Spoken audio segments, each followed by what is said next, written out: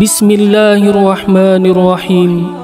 Assalamualaikum warahmatullahi wabarakatuh. Alhamdulillahi rabbil alamin.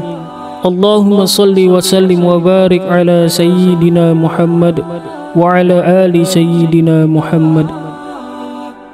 Syukur alhamdulillah kita bisa berjumpa lagi di channel ini.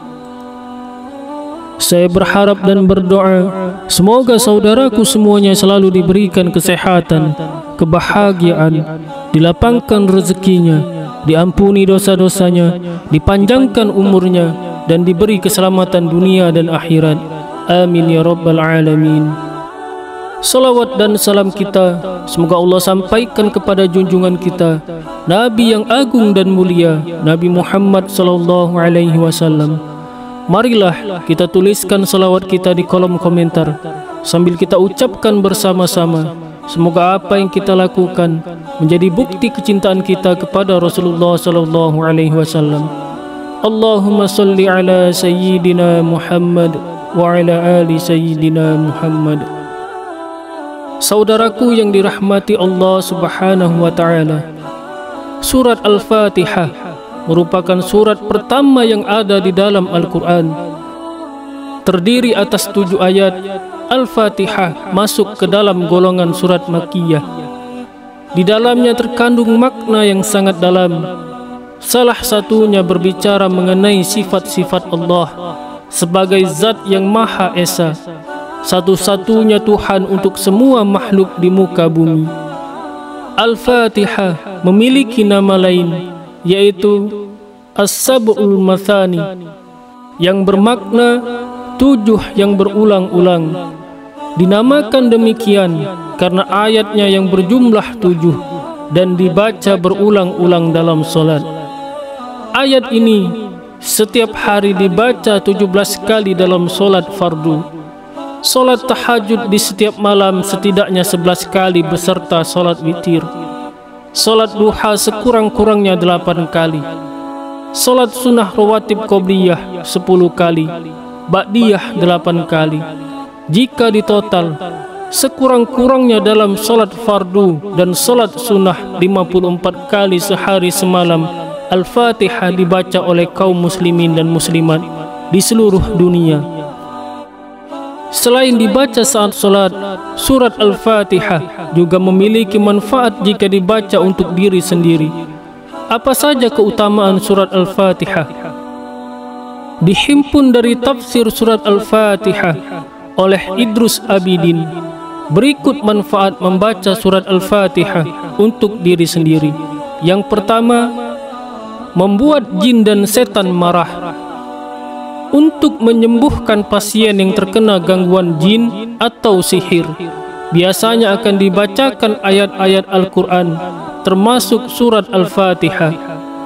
Jin dan setan akan merasa panas dan tersiksa, hingga akhirnya mereka keluar dari tubuh pasien.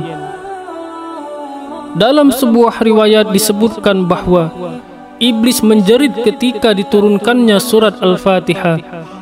Seorang ulama besar bernama Imam Mujahid berkata, ketika turun surat Alhamdulillahi Rabbil Alamin, iblis mengalami kesusahan yang teramat besar. Ia berteriak sekeras-kerasnya dengan teriakan kesedihan dan mendengus panjang. Maka barang siapa berteriak keras dan mendengus, berarti dia dilaknat. Hadis riwayat Ibnu Ad-Duraisi dalam Fadail Al-Quran. Kemudian yang kedua, ruqyah diri. Al-Fatihah juga disebut dengan nama Ar-Ruqyah. Berdasarkan sebuah riwayat yang menjelaskan bahwa seorang sahabat pernah mengobati kepala suku Sayyidul Qaum yang disengat binatang. Beliau membacakan Ummul Kitab surat Al-Fatihah. Ketika hal itu ditanyakan kepada Rasulullah SAW, beliau justru balik bertanya, dari mana kamu tahu bahwasanya Al-Fatihah itu adalah jampi? Hadis riwayat Bukhari. Kemudian yang ketiga, sebagai obat. Berkaitan dengan penyembuhan penyakit, Al-Fatihah disebut pula dengan nama Asy-Syifa, penyembuh. Berdasarkan hadis Rasulullah SAW, Fatihatul Kitab, surat Al-Fatihah, merupakan penyembuh segala penyakit. Hadis riwayat Ad-Darimi. Kemudian yang keempat, dijauhkan dari perilaku buruk. Surat Al-Fatihah juga bisa mencegah seseorang melakukan atau diperlakukan secara buruk.